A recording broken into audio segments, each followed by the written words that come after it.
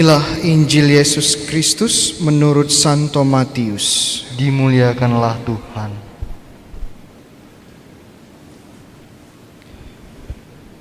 Sesudah Yesus bangkit dari antara orang mati, ke-11 murid berangkat ke Galilea, ke bukit yang telah ditunjuki Yesus kepada mereka. Ketika melihat Dia, mereka menyembahnya, tetapi beberapa orang ragu-ragu. Yesus mendekati mereka dan berkata, "Kepadaku telah diberikan segala kuasa di surga dan di bumi. Karena itu pergilah, jadikanlah semua bangsa muridku, dan baptislah mereka dalam nama Bapa dan Anak dan Roh Kudus. Dan ajarlah mereka melakukan segala sesuatu yang telah kuperintahkan kepadamu. Dan ketahuilah, aku menyertai kamu senantiasa sampai akhir zaman." Demikianlah sabda Tuhan. Terpujilah Kristus. Saudara-saudara yang terkasih dalam Kristus, mungkin beberapa dari teman-teman masih bertanya, kenapa hari Minggu ini kok rasanya berbeda? Kok romonya pakai baju yang berbeda? Ya, warnanya biasanya hijau, sekarang kok warnanya putih. Bacaannya juga berbeda. Kenapa demikian? Jadi pada kesempatan hari ini kami keluarga besar Dominikan merayakan Hari Raya Santo Dominikus, ya, pendiri dan juga Bapak Ordo kami, Ordo Pewarta. Dan karena ini hari yang sangat khusus, kenapa sangat khusus? Karena hari ini juga, ya, pada tahun ini juga kita memperingati 800 Dies Natalis dari Santo Dominikus. Ya, Dies Natalis itu diterjemahkan sebagai hari lahir, tapi bukan hari lahir di dunia, tetapi hari lahir di surga. Itu hari lahir yang sejati. Dan kalau kita cermati para kudus Santo Santa, itu hari perayaannya, ya, hari rayanya biasanya nggak jauh-jauh dari hari meninggalnya atau wafatnya mereka. Karena hari meninggal mereka adalah hari kelahiran mereka juga di surga. Jadi ini sangat bersejarah karena kita mencapai angka 800 tahun. Dan secara khusus tadi sudah disebutkan di awal misa bahwa bagi teman-teman yang secara khusus berpartisipasi dalam perayaan Ekaristi ini, ya, teman-teman juga bisa memohon rahmat indulgensi. Rahmat indulgensi itu apa, Romo? Ya, saya tidak akan terangkan sekarang. Silahkan cek, ya, katekese di YouTube-nya Romo Bayu. Ya, ada lengkap. Ya. Dan kalau kita perhatikan memang sangat khusus karena 800 tahun. 800 tahun itu bukan masa yang sebentar. Manusia berapa sih umurnya? Ya, 70, 80 bagi yang kuat. Dan pada masa pandemi ini kita lihat umur manusia jadi lebih pendek. 800 tahun itu masa yang lama. Dan bagaimana walaupun sudah 800 tahun lebih, ordo yang didirikan oleh Santo Dominikus ini masih segar bugar, masih fresh, masih bertumbuh. Ya, kita Ordo Pewarta memang bukan ordo yang paling besar, ya. Secara jumlah kita masih kalah dengan kongregasi atau ordo-ordo lain. Ya, kita anggotanya secara khusus para romo dan frater itu hanya sekitar 6.000 orang, ya, 6.000 orang. Jadi kalau dibandingkan Yesuit atau dibandingkan Fransiskan atau SDB, ya masih jauh, ya, masih kalah. Tetapi kita juga bersyukur. Kenapa? Karena kita diberkati dengan panggilan. Kita diberkati dengan tenaga-tenaga baru, tunas-tunas baru. Ya, di Indonesia sebagai contoh, romonya memang benar, romonya itu baru ada 5. Ya, yang bekerja di Indonesia orang Indonesia. Yang pertama Romo Adrian, ya, Romo paroki ini, bersama dengan Romo Robini yang sekarang tugas di Surabaya, di Pontianak, maaf. Kemudian ada Romo Andreas, ya, Romo Andre di Pontianak juga. Romo Mingdri yang keempat di Pontianak juga, dan saya yang kelima. Jadi saya ini yang paling muda dan paling ganteng juga ya. Boleh lah ya.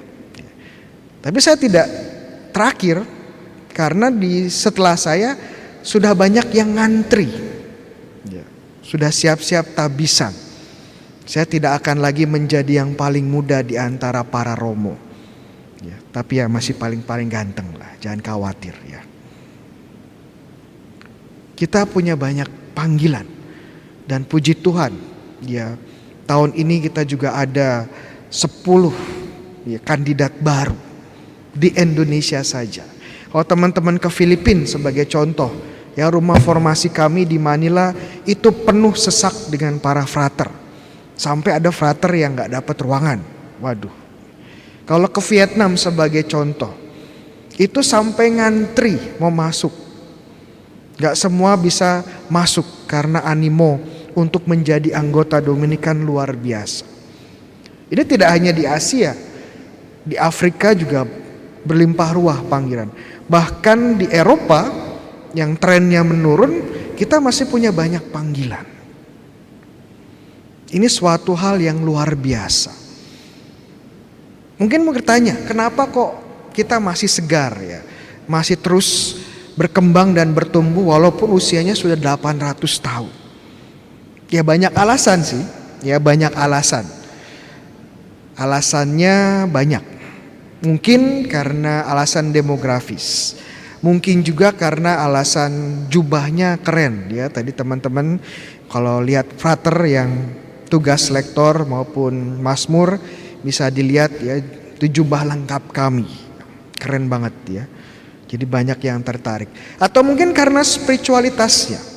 Karena kita memang membentuk para pewarta, para pengkhotbah, para pengajar iman. Spiritualitas studi juga sangat kuat, di mana pembelajaran studi menjadi bagian spiritualitas dan doa kita.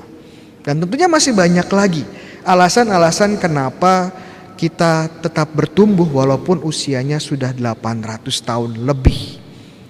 Namun ada satu hal yang ingin saya tekankan. Ya, apa itu Romo?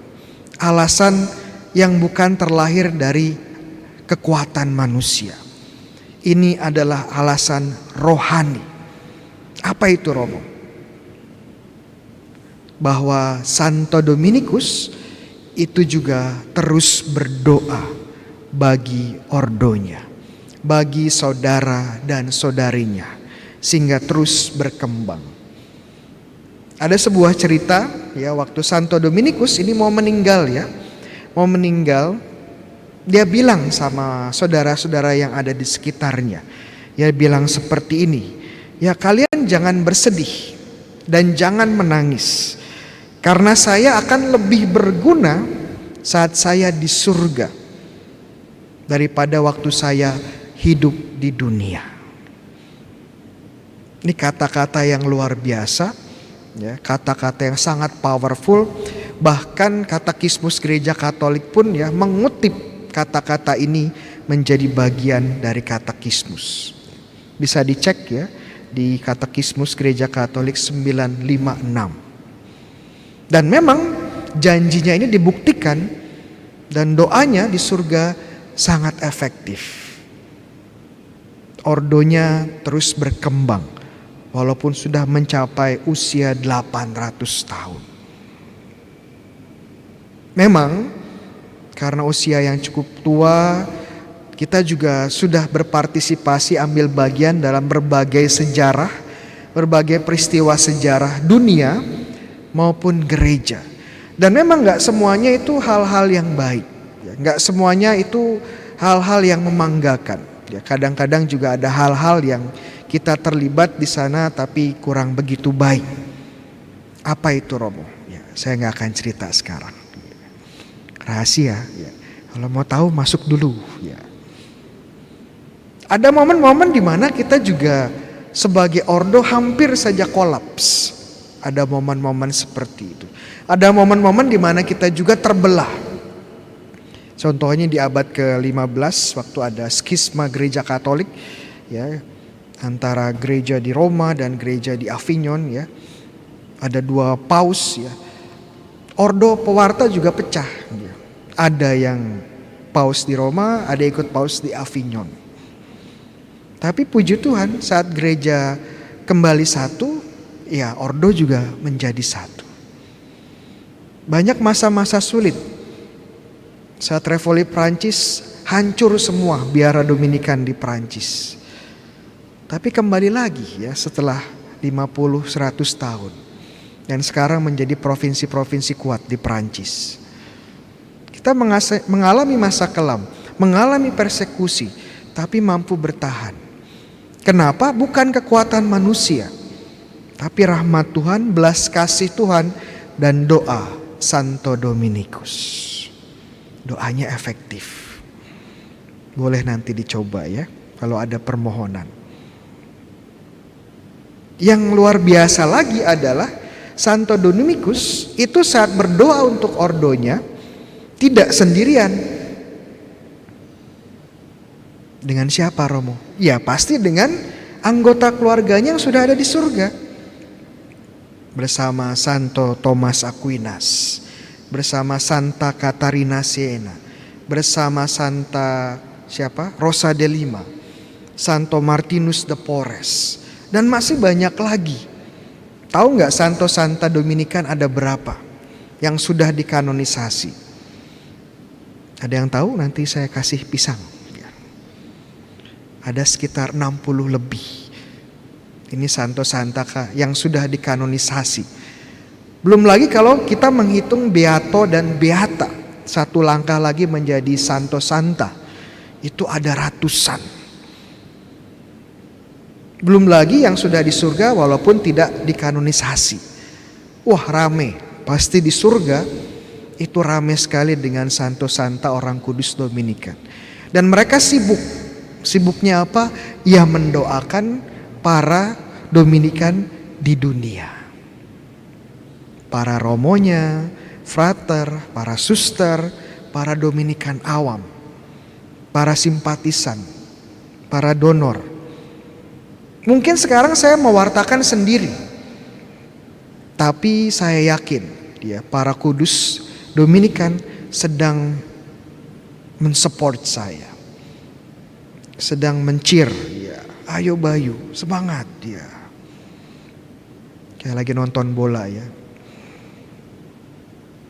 Kalau saya belajar sendiri di kamar menyiapkan khotbah, menyiapkan pengajaran, ya saya sendiri. Tapi juga tidak sendiri, karena ada Santo-Santa Dominikan yang mendukung saya, yang memberi inspirasi. Kadang-kadang ada ide-ide bagus keluar ya. Ini saya percaya karena doa mereka. Makanya kalau kita baca surat Ibrani bab 12 dikatakan kita selalu dikelilingi oleh awan para saksi surgawi, oleh para kudus. Dan sebagai anggota Dominikan saya kenal siapa yang mengelilingi saya. Ada namanya, saya tahu ceritanya. Dan saya bagian dari keluarga mereka. Nah ini yang luar biasa. Bahwa menjadi anggota Dominikan itu adalah menjadi anggota keluarga. Keluarga besar yang anggotanya tidak hanya di dunia tapi juga di surga. Ya, dan ini suatu hal yang sungguh membuat saya bangga di satu sisi, tapi juga membuat saya harusnya selalu bersyukur. Ya, karena anggota-anggota di surga ini jauh kerja keras dibandingkan saya di dunia. Kalau saya masih menjadi seorang romo, bisa menjadi seorang romo itu pasti karena dukungan mereka. Karena saya bisa berbicara di sini, ya bertahan di sini, ya menginspirasi teman-teman itu karena doa mereka, bukan karena kekuatan saya sendiri. Oke teman-teman, jadi mungkin teman-teman di sini nggak semuanya anggota Dominikan ya, teman-teman di rumah, dan mungkin belum tahu Dominikan itu seperti apa. Nggak apa-apa, belum terlambat ya. Yang masih single boleh gabung ya, mendaftar. Entah itu jadi romo atau jadi bruder atau jadi suster, silakan. Yang sudah menikah bagaimana Romo, yang sudah berkeluarga? Ada tempat juga ya, Dominikan awam. Ya. Jadi belum terlambat teman-teman yang mau bergabung menjadi anggota keluarga Dominikan. Tapi di sisi lain juga saya nggak maksa ya, ini hanya tawaran ya. Kalau teman-teman memang tidak terpanggil untuk menjadi anggota keluarga Dominikan, nggak apa-apa. Kenapa? Karena keluarga Dominikan ini hanya satu cermin dari keluarga yang lebih besar. Keluarga apa? Keluarga gereja. Keluarga gereja Kristus. Kalau Dominikan itu keluarga, ya sebagai gereja kita juga keluarga. Kita saudara. Kenapa saya selalu memulai dengan saudara-saudari? Karena kita saudara. Karena kita hanya punya satu Tuhan, satu Bapa di surga. Dan karena Bapanya satu, kita semua saudara. Dan apa sih yang paling membanggakan, yang paling menyenangkan hati seorang bapa, hati orang tua?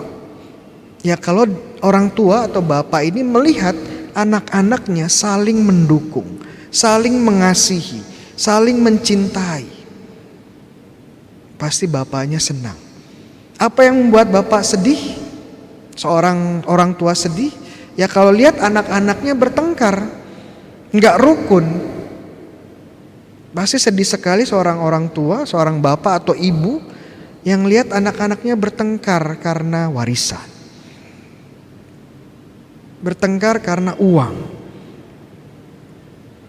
Bertengkar karena tidak cocok. Pasti sangat sedih sekali orang tuanya. Makanya kita sebagai anak-anak Allah perlu membanggakan Bapa kita. Perlu menunjukkan syukur kita kepada Bapa kita. Bagaimana caranya? Ya dengan saling membantu saudara kita. Sebagaimana saudara-saudara kita di surga mencintai Tuhan dengan mencintai kita, kita pun diajak untuk mencintai Tuhan dengan mencintai sesama kita. Santo Dominikus, Ordo Dominikan ini menjadi cerminan sederhana bagaimana kita saling mencintai sebagai anggota gereja, sebagai saudara bagi satu dengan yang lainnya. Selamat Hari Raya Santo Dominikus.